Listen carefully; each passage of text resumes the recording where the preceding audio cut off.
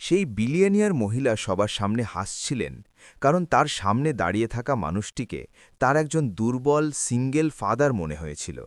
কিন্তু সেই মুহূর্তেই তিনি শান্ত গলায় বললেন, আমি তোমার বস।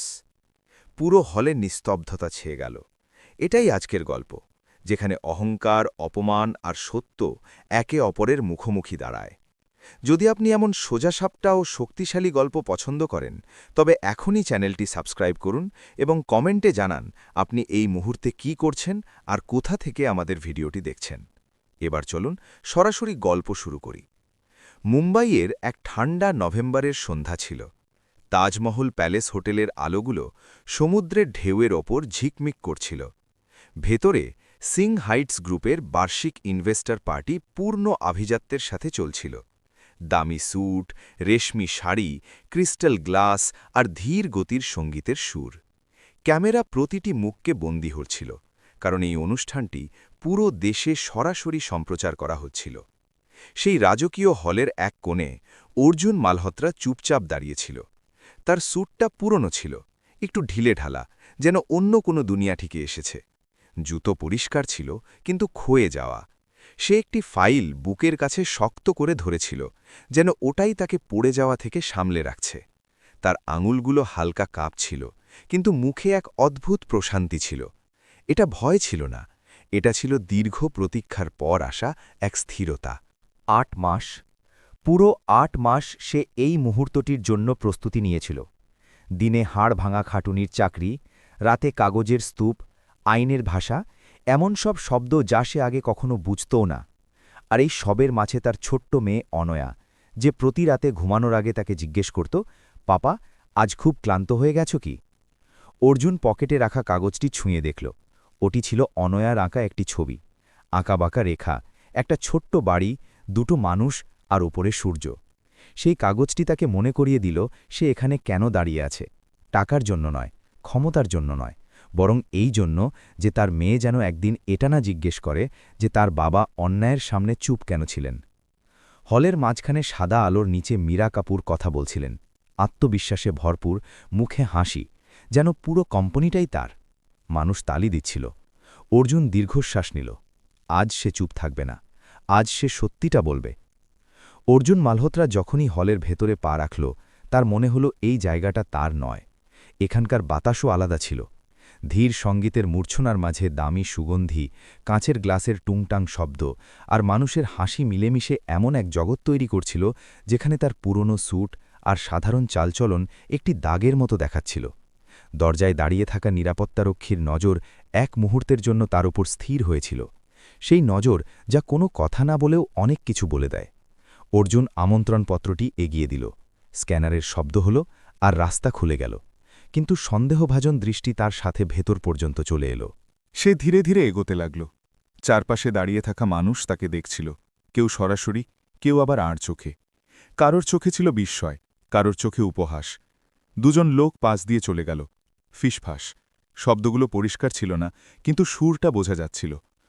অর্জুন সব শুনল আর চুপচাপ এগোতে থাকল। সে নিজেকে বলল যে আজ প্রতিটি নজর, প্রতিটি অবজ্ঞা মনে রাখতে হবে, কারণ জবাব আজ কিছুক্ষণ পরেই দেওয়া হবে।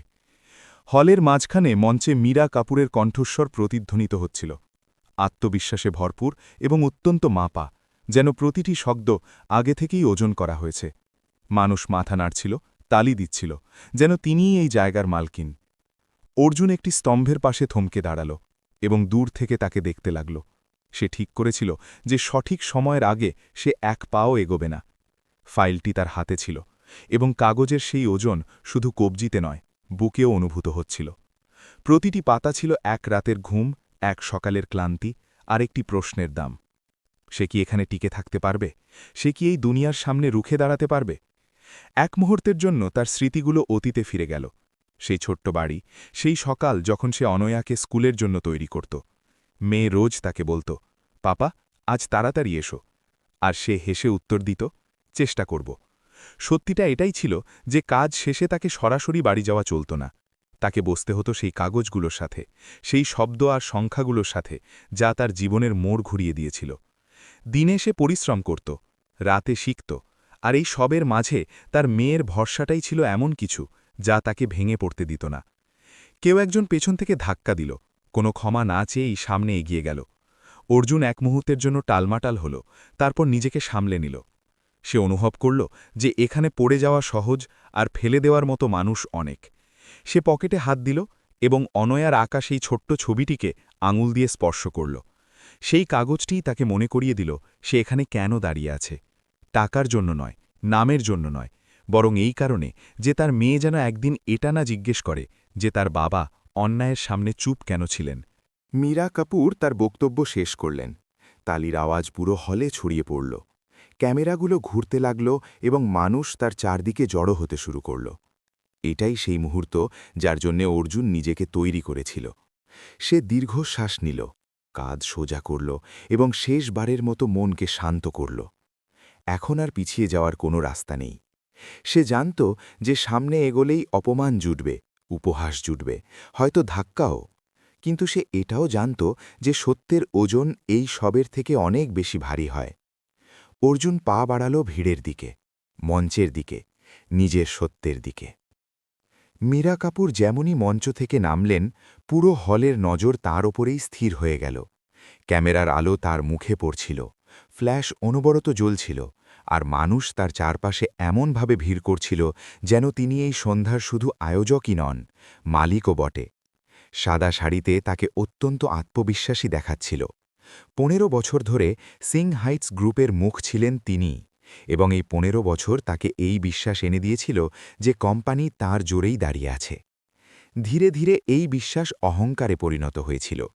তার মনে হতে শুরু করেছিল যে নিয়ম তার জন্যে নয়, তার দ্বারাই তৈরি, এবং সত্য সেটাই যা তিনি বলবেন। তিনি ইনভেস্টর আর সাংবাদিকদের সাথে কথা বলছিলেন, হাতে শ্যাম্পেনের গ্লাস, যেন সব কিছু তার নিয়ন্ত্রণে। তার কাছে এটা কোনো সাধারণ সন্ধে ছিল না, এটা ছিল তার শক্তির আস্ফালন। মানুষ তার কথায় মাথা নাড়ছিল, হাসছিল, প্রশংসা করছিল।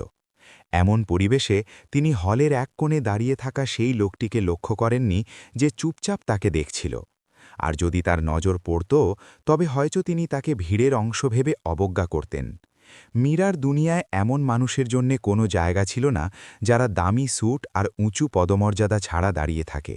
যখন অর্জুন মালহোত্রা প্রথমবার ধীরে করে বলল, মিস কাপুর, তখন তিনি শুনতেই পেলেন না। দ্বিতীয়বার আওয়াজটা একটু পরিষ্কার ছিল। মীরা ঘুরে থাকালেন এবং সামনে দাঁড়িয়ে থাকা মানুষটিকে ওপর থেকে নিচ পর্যন্ত মেপে নিলেন। সাধারণ পোশাক, শান্ত মুখ, না কোনো ভয়, না কোনো মেকি আত্মবিশ্বাস। তার চোখে সেই পুরনো অবজ্ঞা আর বিরক্তির ছাপ ফুটে উঠল। হ্যাঁ, তিনি সংক্ষেপে বললেন, যেন কোনো অনাকাঙ্ক্ষিত বাধার সাথে কথা বলছেন। অর্জুন নিজের নাম জানালো এবং 1 মিনিট সময় চাইল। মীরার ঠোঁটে হালকা হাসি ফুটে উঠল, কিন্তু সেই হাসি ছিল শীতল। তিনি ইচ্ছে করে চারপাশে দাঁড়িয়ে থাকা মানুষের দিকে তাকিয়ে বললেন যে সাধারণত নিরাপত্তারক্ষীরা এমন লোকেদের ভেতরে আসতে দেয় না। অর্জুন শান্তস্বরে জানালো যে তার কাছে আমন্ত্রণপত্র আছে এবং তাকে কোম্পানির আর্থিক রিপোর্ট বা ফাইন্যান্সিয়াল রিপোর্ট সম্পর্কে কথা বলতে হবে। এ কথা শুনেই পাশে দাঁড়িয়ে থাকা কিছু লোক হেসে উঠল। মীরা শ্যাম্পেনে এক চুমুক দিলেন এবং হাসিকে বাইরে আসতে দিলেন। আর্থিক রিপোর্ট? রিপোর্ট? তিনি উপহাস করে পুনরাবৃত্তি করলেন। আপনি কি ইনভেস্টর? অর্জুন বলল, আমি শেয়ার হোল্ডার। মীরা তাকে এমনভাবে দেখলেন যেন সে কোনো বাজে রসিকতা করেছে। কত শতাংশ? তার স্বরে চ্যালেঞ্জ ছিল। অর্জুন গলার স্বর উঁচু না করেই উত্তর দিল, 51%। এক মুহূর্তের জন্য পরিবেশ যেন জমে গেল। তারপর হলে অট্ট হাসি ফেটে পড়ল। ক্যামেরাগুলো সাথে সাথে তাদের দিকে ঘুরে গেল। মীরা তালি আর হাসির মাঝে উচ্চস্বরে বললেন যে সবাই শুনল, এই লোক দাবি করছে যে সে কোম্পানির মালিক। অর্জুন চুপ করে থাকল। এই সব দৃশ্য সে নিজের মনে অনেকবার দেখেছে। উপহাস, অবিশ্বাস, ভিড়ের হাসি, কিছুই নতুন ছিল না।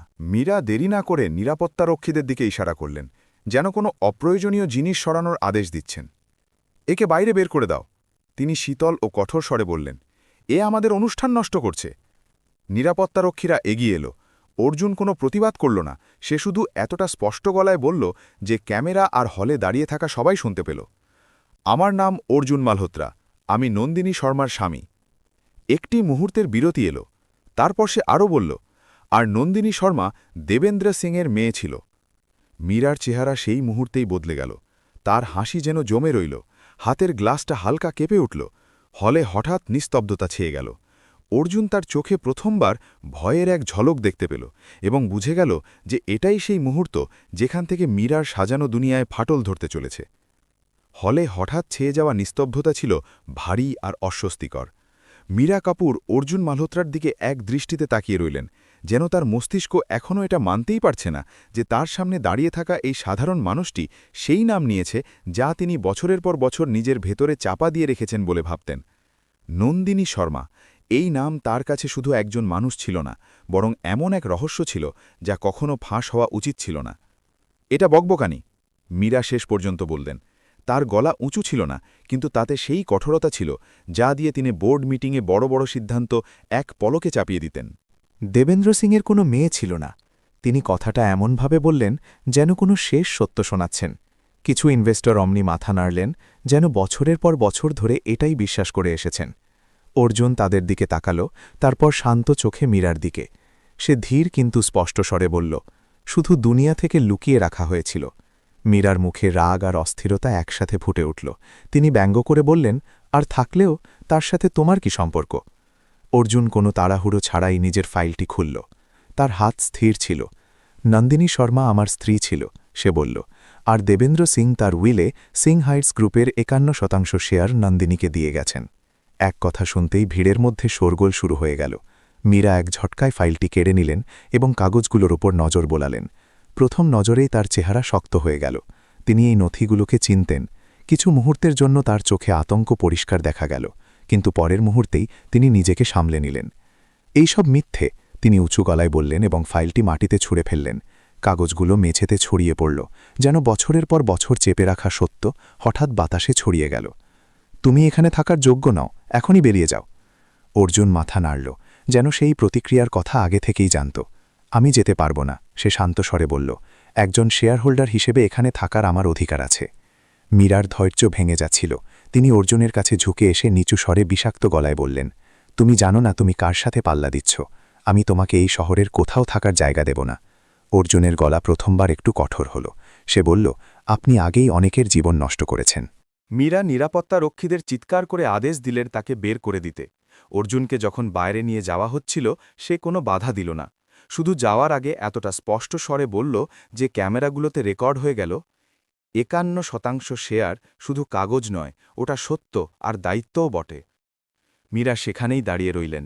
তার চেহারা এখনও শক্ত ছিল, কিন্তু চোখে সেই ভয় লুকিয়ে ছিল না যা প্রথমবার দেখা দিয়েছিল। তিনি বুঝে গিয়েছিলেন যে এই লোকটি শুধু দাবি নিয়ে আসেনি, সে এমন এক সত্য নিয়ে এসেছে যা তিনি হাসিতে উড়িয়ে দিতে পারবেন না। সেই মুহূর্তেই কোনো আনুষ্ঠানিক ঘোষণা ছাড়াই খেলার নিয়ম বদলে গিয়েছিল। সেই রাতে অর্জুন মালহোত্রা অনেকক্ষণ পর্যন্ত বিছানায় এপাশ ওপাশ করল। হলের আলো, মীরা কাপুরের জমে যাওয়া হাসি আর মানুষের নিস্তব্ধতা তার মন থেকে সরছিল না। কিন্তু এই গল্পের শিকড় আজকের সন্ধ্যায় ছিল না, এর শুরু 8 মাস আগেই হয়ে গিয়েছিল। সেই সময় যখন অর্জুনের জীবন সাধারণ ছিল এবং সে নিজেকে শুধু একজন ক্লান্ত সিঙ্গল ফাদার মনে করত। সেই রাতে ঠিক রাত 3টের সময় মোবাইলের ঘণ্টি তাকে ঘুম থেকে জাগিয়ে দিয়েছিল। অন্ধকারে সেই শব্দ কোনো সতর্ক বার্তার মতো শোনাল। অর্জুন ফোনটা তুলে নিল। ওপাশ থেকে এক বয়স্ক, শান্ত, গম্ভীর কণ্ঠস্বর জানতে চাইল সে অর্জুন মালহোত্রা কিনা। নন্দিনীর নাম শুনতেই অর্জুন বিছানায় সোজা হয়ে বসে পড়ল। নন্দিনীর চলে যাওয়ার 2 বছর হয়ে গিয়েছিল, কিন্তু তার স্মৃতি এখনও টাটকা। উকিল রাঘব মেনন কোনো ভূমিকা ছাড়াই বললেন যে এই কথা অর্জুনের জীবনের দিক বদলে দিতে পারে। তিনি পরের দিন সকালে দেখা করার প্রস্তাব দিলেন। অর্জুন অনেকক্ষণ অন্ধকারে বসে রইল। নন্দিনী সবসময় বলতো তার কোনো পরিবার নেই, সে অনাথাশ্রমে বড় হয়েছে। তবে এই উকিল কে? সকালে সে অনয়াকে স্কুলে ছেড়ে উকিলের সাথে ক্যাফেতে দেখা করতে গেল। উকিল টেবিলের ওপর একটি পুরনো ছবি রাখলেন। ছবিতে এক তরুণী মহিলা ছিল, কোলে ছোট্ট শিশু, আর পাশে দাঁড়িয়ে থাকা এক দাপুটে লোক। অর্জুনের শ্বাস যেন থমকে গেল। ছবিতে থাকা সেই মহিলা নন্দনী ছিল। উকিল ধীরে ধীরে জানালেন যে ছবির সেই লোকটি দেবেন্দ্র সিং, সিং হাইটস গ্রুপের প্রতিষ্ঠাতা। সেই মুহূর্তেই অর্জুন বুঝতে পারল যে তার জীবন এখন দগিভাবে ভাগ হয়ে গেছে। রাঘব মেনন জানালেন নন্দনী দেবেন্দ্র সিংয়ের মেয়ে ছিল, কিন্তু সেই মেয়ে যাকে কখনো দুনিয়ার সামনে পরিচয় দেওয়া হয়নি। দেবেন্দ্র সিং সম্মানের ভয়ে তাকে অনাথাশ্রমে পাঠিয়ে দিয়েছিলেন, কিন্তু পর্দার আড়াল থেকে সব খরচ চালাতেন। 18 বছর বয়সে নন্দনী এই সত্য জানতে পেরে ভেঙে পড়েছিল। দেবেন্দ্র সিং তাকে সম্পদ আর নাম দিতে চেয়েছিলেন, কিন্তু নন্দনী পরিষ্কার না করে দিয়েছিল। সে নিজের জোরে পড়াশোনা করেছে আর একটি সাধারণ সৎ জীবন বেছে নিয়েছে। দেবেন্দ্র সিং শেষ জীবনে অপরাধবোধে ভুগে 51% শেয়ার নন্দনীর নামে করে দিয়েছিলেন। রাঘব বললেন, এই সম্পদ হয়তো অর্জুন আর অনয়ার কাছে এসেছে, কিন্তু এটি গ্রহণ করা বা না করা অর্জুনের উপর নির্ভর করছে। অর্জুন বুঝল এটা তার চরিত্রের পরীক্ষা। অনয়াকে সে কি শেখাবে? অন্যায়ের সামনে চুপ থাকতে? সে ঠিক করল সে পালাবে না, সে সত্যের মুখোমুখি হবে। সেই 8 মাস সে নিজেকে তৈরি করেছে, দিনে চাকরি আর রাতে ফিনান্সিয়াল রিপোর্ট আর আইনের প্যাঁচ শেখা।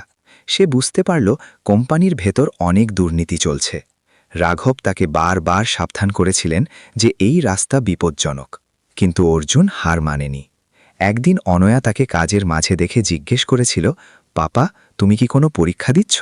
অর্জুন হেসে বলেছিল, হ্যাঁ মা, পাপা এক অনেক বড় পরীক্ষা দিচ্ছে। সেই 8 মাসের প্রস্তুতি তাকে আজকের এই হলে মীরা কাপুরের সামনে দাঁড় করিয়েছিল। সে জানত লড়াইটা সবে শুরু হয়েছে এবং তাকে অমিত ভার্মা নামের সেই সাক্ষীকে খুঁজে বের করতে হবে যে সব দুর্নীতির কথা জানে।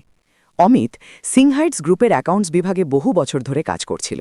সে কোনো বড় অফিসার ছিল না, না কোনো শক্তিশালী লোক, শুধু একজন সাধারণ কর্মচারী, যার সামনে প্রতি মাসে পরিবারের খরচ আর চাকরি হারানোর ভয় দাঁড়িয়ে থাকত।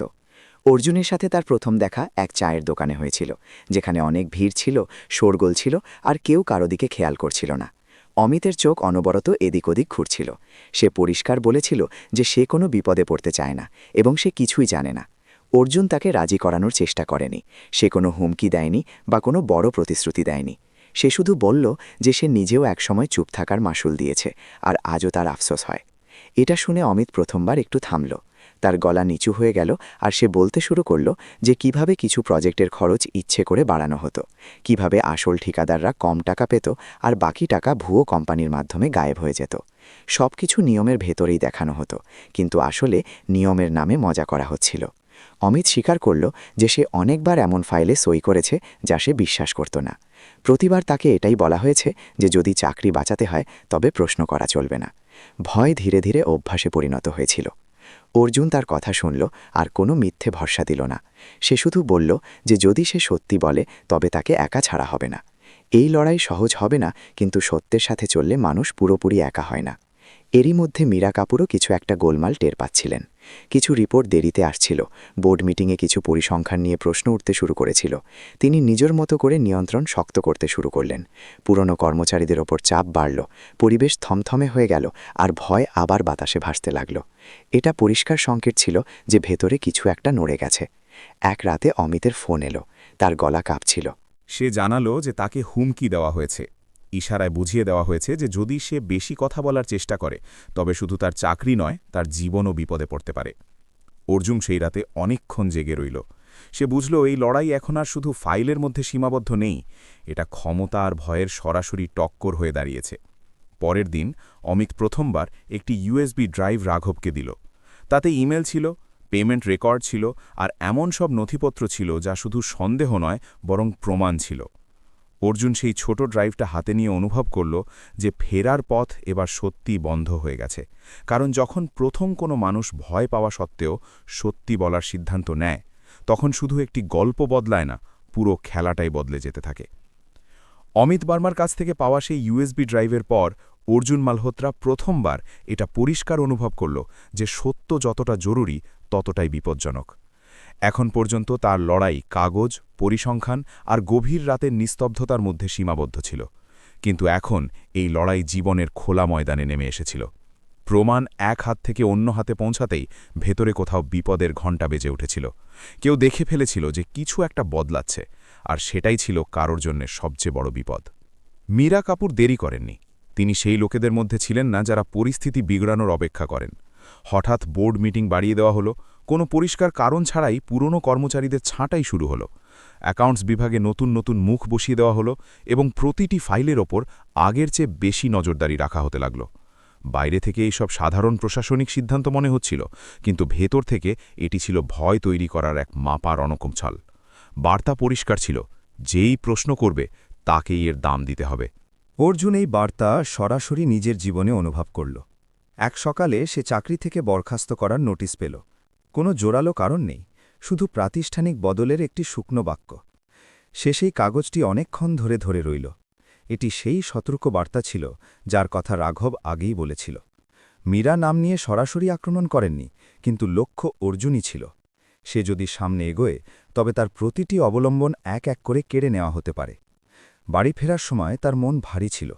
অনয়া স্কুল থেকে ফিরতে চলছিল, আর সে বুঝতে পারছিল না তাকে কি বলবে। মেয়ে দরজা খুলেই হাসিমুখে জিজ্ঞেস করল, পাপা, আজ তাড়াতাড়ি কি করে এলে? অর্জুন হাসিমুখে বলল, আজ শুধু ছুটি পেয়ে গেছি। কিন্তু ভেতরে কিছু একটা ভেঙে চুরমার হচ্ছিল। প্রথমবার তার মনে হল এই লড়াই তার মেয়ের সুরক্ষিত দুনিয়াকেও নাড়িয়ে দিতে পারে, আর এই ভয়েই তাকে সবচেয়ে বেশি কুড়ে কুড়ে খাচ্ছিল। সেই রাতে রাঘব মেনন তার বাড়িতে এলো। সে কোনো ভূমিকা ছাড়াই বলল যে এটি মীরার প্রথম চাল, শেষ নয়। এবার চাপ বাড়বে, মানুষকে ভয় দেখানো হবে, আর অর্জুনকে ক্লান্ত করার চেষ্টা করা হবে, যাতে সে নিজেই পিছিয়ে যায়। অর্জুন প্রথমবার খোলাখুলি স্বীকার করল যে সে ভয় পাচ্ছে। সে বলল যে এই লড়াই যদি শুধু তার হতো তবে সে সামলে নিত, কিন্তু অনয়াকে এই সবের মধ্যে টেনে আনা তাকে ভেতর থেকে ভেঙে দিচ্ছে। রাঘব তাকে বোঝাল যে ভয় পাওয়া পরাজয়ের লক্ষণ নয়, এটি এই কথার প্রমাণ যে সে সঠিক জায়গায় আঘাত করছে। যদি মীরা শান্ত থাকতেন তবে বোঝা যেত তিনি কোনো বিপদ দেখছেন না। অর্জুন এই কথা বুঝত, তবু মনের বোঝা কমল না। সেই রাতে তার ফোন বাজল। ওপাশ থেকে মীরা কাপুরের গলা শোনা গেল, শান্ত, প্রায় বন্ধুত্বপূর্ণ। তিনি বললেন, হয়তো কোনো ভুল বোঝাবুঝি হয়েছে। অর্জুনকে একজন ভালো মানুষ মনে হয়, আর তিনি চান না কেউ অকারণে ক্ষতির সম্মুখীন হোক। ইশারায় তিনি পরিষ্কার করে দিলেন যে অর্জুন যদি পিছিয়ে আসে তবে সব কিছু আবার স্বাভাবিক হতে পারে। ফোন কাটার পর অর্জুন অনেকক্ষণ সোফায় বসে রইল। এটি কোনো সরাসরি হুমকি ছিল না, আর সেই কারণেই হয়তো বেশি বিপজ্জনক ছিল। এটি ছিল একটি প্রস্তাব, সহজ রাস্তা, সংঘর্ষহীন জীবন। কিছু মুহূর্তের জন্য তার মনে হল হয়তো এটাই বুদ্ধিমতির কাজ, কিন্তু তখনই তার নজর ফ্রিজে লাগানো অনয়ার আঁকা পুরনো ছবির ওপর পড়ল। আঁকাবাঁকা রেখা, একটা ছোট্ট বাড়ি আর দুটো মানুষ। তার নন্দিনীর গলার স্বর মনে পড়ল, যে বলতো সত্যি থেকে পালানোর সবচেয়ে সহজ, কিন্তু সবচেয়ে দামিও বটে। পরের দিন অর্জুন রাঘবকে ফোন করে পরিষ্কার বলল সে পিছিয়ে আসবে না। সে জানালো সে ক্লান্ত, ভীত আর বহুবার ভেঙে পড়ার মুখে এসে দাঁড়িয়েছে, কিন্তু সে এটাও জানত যে যদি সে এখন থেমে যায় তবে এই ভয় সারা জীবন তাকে তাড়া করবে। মীরা কাপুর যখন এই খবর পেলেন যে অর্জুন তার সংকেত প্রত্যাখ্যান করেছে, তখন তার চেহারায় প্রথমবার অস্থিরতা পরিষ্কার দেখা দিল। খেলা বদলে গিয়েছিল। এটি এখন আর কোনো কর্মচারী বা কোনো সাক্ষীর গল্প ছিল না। এটি হয়ে উঠেছিল এমন এক মানুষের লড়াই যার হারাবার অনেক কিছু ছিল, কিন্তু বাঁচাবার তার চেয়েও অনেক বেশি। আর এখান থেকেই গল্পটি এক নতুন মোড় নিল, যেখানে ভয় আর সত্য মুখোমুখি দাঁড়িয়েছিল। চাকরি যাওয়ার পর অর্জুন মালহোত্রার জীবনের ছন্দ ভেঙে গিয়েছিল। সকালগুলো আর আগের মতো ছিল না। অ্যালার্ম বাজত, কিন্তু ওঠার তাড়া থাকত না। তবুও সে উঠত, কারণ অনয়ার রুটিন যেন না বদলায়। সে তাকে স্কুলে ছাড়ত, সেই একই প্রশ্ন করত, একই উত্তর শুনত। হাসার চেষ্টা করত, কিন্তু ভেতরে কোথাও এক ভারী শূন্যতা জমে যাচ্ছিল। প্রতিটি দিন যেন এটা মনে করিয়ে দেওয়ার জন্য যথেষ্ট ছিল যে মীরা কাপুরের হাত কতটা লম্বা আর তার দাম কত নিষ্ঠুর। রাঘব মেনন তাকে আগেই সতর্ক করেছিলেন যে পরবর্তী আঘাত আরও তীব্র হবে। কিছুদিনের মধ্যেই অর্জুন বুঝল সে শুধু চাকরিই হারায়নি, তার ভাবমূর্তিও ধীরে ধীরে নষ্ট করা হচ্ছে। পরিচিতদের ফোন আসা কমে গেল, কিছু লোক দেখা করা এড়িয়ে চলছিল, আর কেউ কেউ ইশারায় বলে দিল সে ভুল লোকেদের সাথে লড়াই করার ভুল করে ফেলেছে। এটি কোনো সংযোগ ছিল না, এটি ছিল একটি পরিকল্পিত চাল, যাতে তাকে একা করে দেওয়া যায় এবং সে ক্লান্ত হয়ে নিজে থেকেই পিছিয়ে যায়। এরই মধ্যে দ্বিতীয় ধাক্কাটি লাগল যখন অমিত বর্মা হঠাৎ উধাও হয়ে গেল। তার ফোন বন্ধ ছিল, বাড়িতে তালা ঝুলছিল, আর প্রতিবেশীরা শুধু এটুকুই জানত যে সে কাউকে না বলে কোথাও চলে গেছে। অর্জুনের বুক কেঁপে উঠল। সব থেকে খারাপ সন্দেহ তার মনে দানা বাঁধতে শুরু করল। ভয় কি অমিতকে ভেঙে নিল, নাকি অন্য কিছু ঘটে গেছে? রাঘব তাকে শান্ত থাকতে বলল, কিন্তু তার গলাতেও দুশ্চিন্তা স্পষ্ট ছিল। প্রথম সাক্ষী যদি হাত থেকে বেরিয়ে যায় তবে এটি শুধু একজন মানুষের হার হবে না, বরং পুরো সত্যের ভিত নড়ে যাবে। সেই রাতে অর্জুন অনেকক্ষণ অন্ধকারের মধ্যে বসে রইল। বাইরে বৃষ্টি হচ্ছিল, আর প্রতিটি ফোঁটা যেন তার ভেতরে চলা শোরগোলকে আরও বাড়িয়ে দিচ্ছিল। প্রথমবার তার মনে হল হয়তো সে এই লড়াইয়ে হেরে যেতে পারে। না চাকরি ছিল, না কাকা, আর এখন সাক্ষীও উধাও। সে নিজেকে প্রশ্ন করল, সে কি অনেক দূর এগিয়ে এসেছে? এই সব কি সত্যি জরুরি ছিল, নাকি সে নিজের আর মেয়ের জীবনকে অকারণে বিপদে ফেলছে? এই দ্বিধার মাঝেই তার নজর অনন্যার ঘরের দিকে গেল। দরজা আধ খোলা ছিল। সে ঘুমাচ্ছিল, বালিশ জড়িয়ে, মুখে এক নিষ্পাপ শান্তি। দেয়ালে তার নতুন ছবিটা টাঙানো ছিল। এবার ছবিতে ঘরের বাইরে বৃষ্টি ছিল, কিন্তু ঘরের ভেতরে একটা ছোট্ট আলো জ্বলছিল। অর্জুনের মনে হল যেন তার মেয়ে কোনো কথা না বলেই তাকে উত্তর দিচ্ছে, যেমন এটা মনে করিয়ে দিচ্ছে যে অন্ধকারের মাঝেও যদি সামান্য আলো বেঁচে থাকে তবে হার মেনে নেওয়া ঠিক নয়। পরের দিন সকালে রাঘবের ফোন এলো। তার গলা এবার এক অদ্ভুত গম্ভীর ছিল। সে জানালো অমিত পুরোপুরি উধাও হয়নি, সে অন্য কোনো শহর থেকে যোগাযোগ করেছে। সে ভীত, কিন্তু ভেঙে পড়েনি। আর সবথেকে বড় কথা, তার কাছে শুধু ওই ইউএসবি নয়, বরং আরও নথি আছে, এমন কাগজ যা সরাসরি মীরা কাপুরের সবথেকে কাছের বৃত্ত পর্যন্ত পৌঁছায়। এটি শুনে অর্জুনের চোখ বন্ধ হয়ে গেল।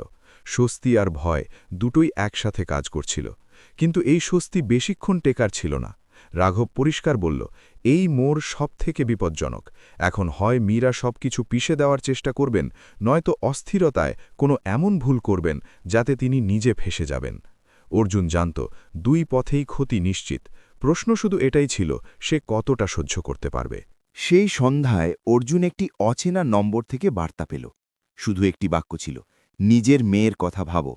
না কোনো নাম, না কোনো সরাসরি হুমকি, কিন্তু শব্দগুলোতে বিষ পরিষ্কার বোঝা যাচ্ছিল। তার হাত কাঁপতে লাগল। প্রথমবার ভয় সত্যি তার শ্বাস রোধ করে দিল। সে ফোন বন্ধ করে সোফায় বসে পড়ল। এটি এখন আর কোনো খেলা ছিল না, এটি সরাসরি আক্রমণ ছিল। রাঘব তাকে পরামর্শ দিল, হয়তো এখন পিছিয়ে যাওয়াই সবথেকে নিরাপদ রাস্তা হতে পারে। কিন্তু অর্জুন অনেক সময় পরে খুব পরিষ্কার গলায় জবাব দিল। সে বলল, যদি সে এখন থেমে যায় তবে এই ভয় কোনোদিন শেষ হবে না। আজ না হয় কাল অনয়াও এই ভয়ের ছায়াতেই বড় হবে, আর সেই মূল্য সে দিতে পারবে না। সে ভেঙে পড়ার একদম কিনারে দাঁড়িয়েছিল, কিন্তু সেখানেই দাঁড়িয়ে সে এটাও বুঝতে পেরেছিল যে কখনো কখনো আসল শক্তি পড়ে যাওয়া থেকে নয়, বরং পড়ে যাওয়ার ভয় সত্ত্বেও সামনে এগিয়ে যাওয়া থেকে আসে।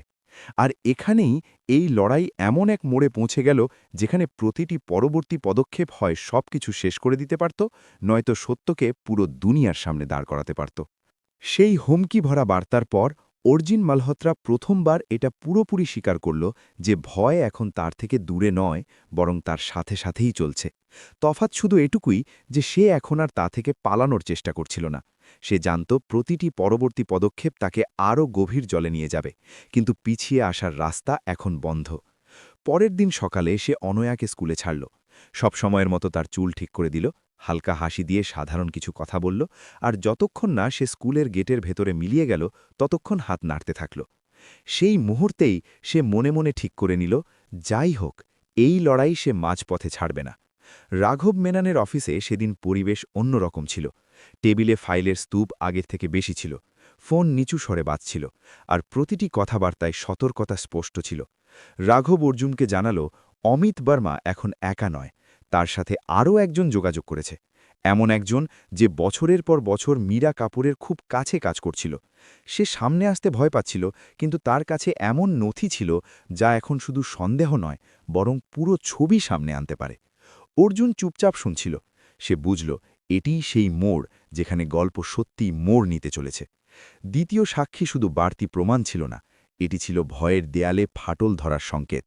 সেই দুপুরে রাঘব একটি এনক্রিপ্টেড ইমেল পেল। প্রেরকের কোনো নাম ছিল না, শুধু একটি ছোট বাক্য লেখা ছিল যে যদি সত্যি বাইরে আসতে হয় তবে তার নিরাপত্তা চাই।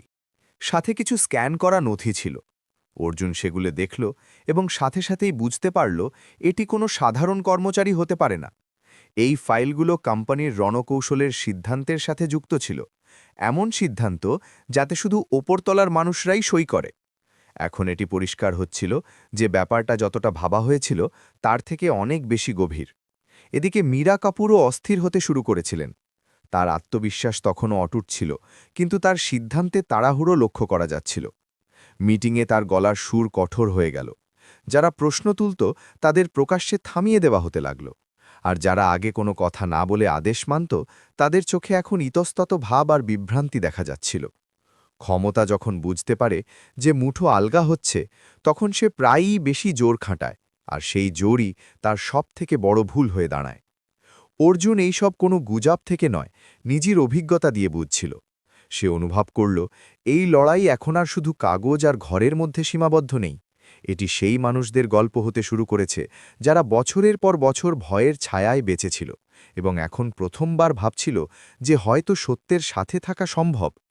রাঘব পরিষ্কার বলল, এখন প্রমাণ জোগাড় করার চেয়ে সঠিক সময়ের অপেক্ষা করা বেশি জরুরি, কারণ একটি ভুল পদক্ষেপ পুরো পরিশ্রমে জল ঢেলে দিতে পারে। দ্বিতীয় সাক্ষী অবশেষে সামনে আসতে রাজি হল, কিন্তু শর্ত ছিল যে তার পরিচয় এখনই ফাঁস করা চলবে না। অর্জুন কোনো দ্বিধা ছাড়াই এই শর্ত মেনে নিল। সে জানত প্রতিটি মানুষের সাহসের একটা সীমা থাকে, আর সত্য পর্যন্ত পৌঁছনোর রাস্তা কোনোদিন সহজ হয় না। সেই রাতে সে অনেকক্ষণ জেগে রইল। জানলা দিয়ে শহরের আলোগুলো আগের মতোই দেখাচ্ছিল, যেমনটা সবসময় থাকে, কিন্তু তার ভেতরে কিছু একটা বদলে গিয়েছিল। সে এখন আর শুধু একজন বেকার বাবা বা জেদি মানুষ ছিল না, সে এমন এক সত্যের অংশ হয়ে উঠেছিল যাকে আর বেশিদিন চেপে রাখা সম্ভব ছিল না। আর কোথাও না কোথাও মীরা কাপুরও বুঝতে শুরু করেছিলেন, এই লড়াই আর বন্ধ দরজার পেছনে লড়া সম্ভব নয়। খুব শীঘ্রই তাকেও সবার সামনে আসতে হবে, আর সেদিন তফাৎ শুধু এটুকুই হবে যে সত্য একা দাঁড়িয়ে থাকবে না। তাতে এমন নির্দেশ ছিল যা পরিষ্কার দেখিয়ে দিচ্ছিল কিভাবে রিপোর্টগুলো বদলাতে হতো এবং কোন প্রশ্নগুলোকে চেপে দিতে হতো। সেই একই ইমেল যাকে তিনি সামান্য ভেবে পাঠিয়েছিলেন, এখন তার বিরুদ্ধে সবথেকে জোরালো প্রমাণ হয়ে উঠেছিল। যখন রাঘব সেই ইমেল অর্জুনের সামনে রাখল, তখন ঘরে আবার নিস্তব্ধতা নেমে এলো। অর্জুন চোখ বন্ধ করল। এটি সেই মুহূর্ত যখন খেলা ঘুরে যায়। এখন সত্যি শুধু জোগাড় হচ্ছিল না, সে নিজে সামনে আসার জেদ করতে শুরু করেছিল। সেই সন্ধ্যায় অর্জুন আরও একটি বার্তা পেল। এবার শব্দগুলো ছিল, এখন অনেক দেরি হয়ে গেছে।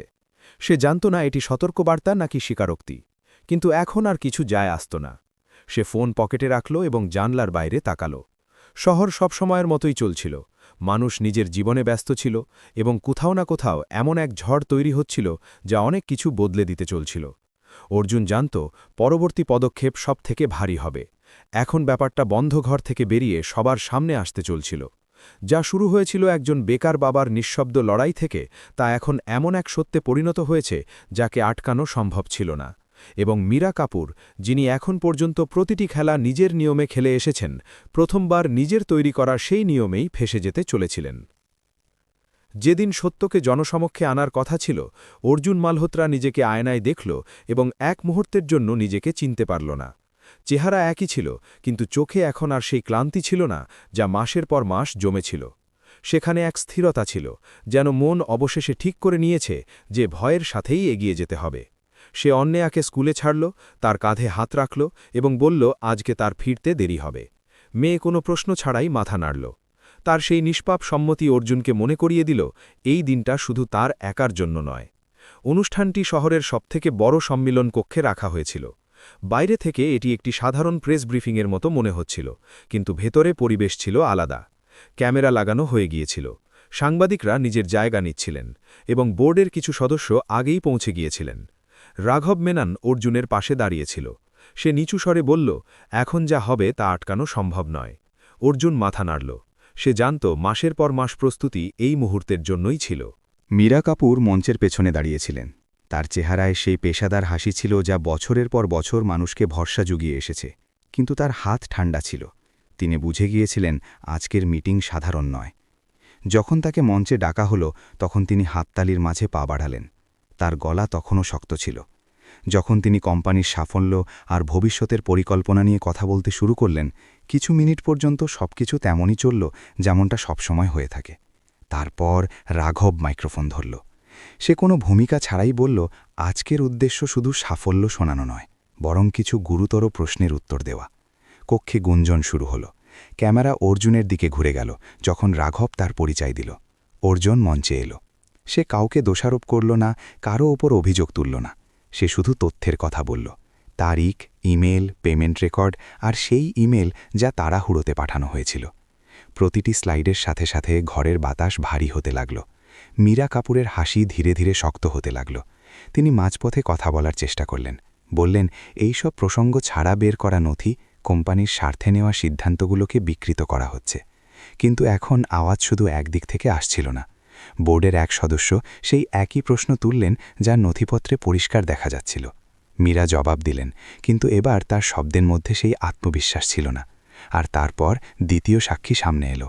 তার নাম বলা হয়নি, চেহারাও ক্যামেরা থেকে দূরে রাখা হয়েছিল, কিন্তু তার গলা পরিষ্কার ছিল। সে জানালো কিভাবে নির্দেশ ওপর থেকে আসত, কিভাবে কিছু রিপোর্ট বদলে দেওয়া হতো। সবকিছু আগের থেকে ভালো ছিল। অর্জুন উপদেষ্টা হিসেবে একটি সীমিত ভূমিকা গ্রহণ করেছিল। সে সিদ্ধান্তের ওপর নজর রাখত, প্রশ্ন করত আর তারপর পিছিয়ে যেত। তার কোনো পদের লোভ ছিল না।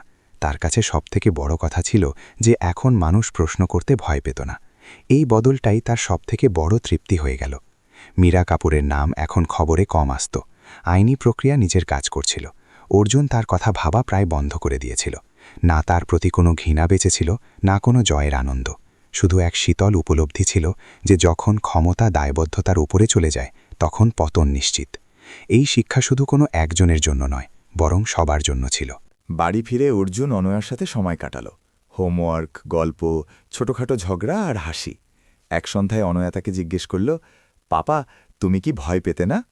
অর্জুন কিছুক্ষণ ভাবল আর তারপর বলল, ভয় তো ছিলই, কিন্তু তার থেকেও বড় ভয় ছিল যে যদি আমি চুপ থাকতাম তবে আমি নিজেকে কোনোদিন ক্ষমা করতে পারতাম না। অনয়া এই কথা নিজের মতো করে বুঝল আর বলল, ভালো হয়েছে পাপা, তুমি চুপ থাকোনি। সেই একটি বাক্যে অর্জুন যে কোনো পুরস্কারের থেকে বেশি শান্তি পেল। রাতে সে বারান্দায় দাঁড়িয়েছিল। বাতাস হালকা ছিল, শহরের শব্দ দূর থেকে ভেসে আসছিল। তার মনে পড়ল এই গল্প কিভাবে শুরু হয়েছিল। একজন সাধারণ মানুষ, এক ভুল হয়ে যাওয়া সত্যি, আর এমন এক প্রশ্ন যাকে উপেক্ষা করা সহজ ছিল। সে সেই প্রশ্নকে উপেক্ষা করেনি, আর সেটাই তার পথ বদলে দিল। সে অনুভব করল সাহসের মানে ভয়ের না থাকা নয়, সাহসের মানে হল ভয় সত্ত্বেও সঠিক পদক্ষেপ নেওয়া। এই গল্প কোনো হিরোর নয়, এটি সেই প্রতিটি মানুষের গল্প যে ভাবে তার গলার স্বরের কোনো দাম নেই। সত্যি প্রায়ই একা মনে হয়, কিন্তু সত্যি কোনোদিন দুর্বল হয় না। তার শুধু সময় আর সাহস চাই। যখন কোনো একজন মানুষ দাঁড়ায় তখন ধীরে ধীরে অন্যরাও দাঁড়াতে শুরু করে। এটাই বদলের শুরু। অর্জুন আলো বন্ধ করল এবং শুতে চলে গেল। সে জানত জীবন পুরোপুরি সহজ হবে না, কিন্তু এখন তার কাছে এক পরিষ্কার পথ ছিল আর এক শান্ত মন, আর এটাই যথেষ্ট ছিল। যদি এই গল্প আপনাকে স্পর্শ করে থাকে তবে নিজের মতামত নিচে শেয়ার করুন। আপনার কি মনে হয় সত্যের জন্য দাঁড়ানো আজও সম্ভব? ভিডিও পছন্দ হলে লাইক করুন, চ্যানেলটিকে সাবস্ক্রাইব করুন, আর এটি সেই লোকেদের কাছে পৌঁছে দিন যাদের হয়তো আজ একটু সাহসের প্রয়োজন।